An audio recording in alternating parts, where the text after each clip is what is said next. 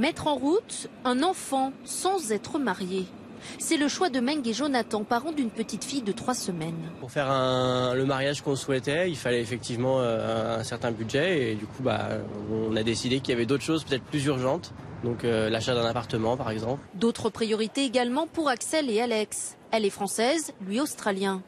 Avoir un enfant hors mariage d'après eux est plus facile en France. Par rapport à l'Australie, là-bas, c'est à votre mari. Alors non, on n'est pas mariés. C'est compliqué d'expliquer le pourquoi du comment on n'est pas mariés. Là, ça se fait beaucoup. Alors qu'ici, c'est très bien accepté, il n'y a pas de souci.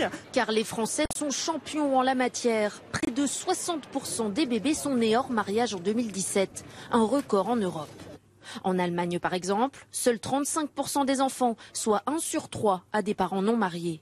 En Grèce, moins d'1 enfant sur 10.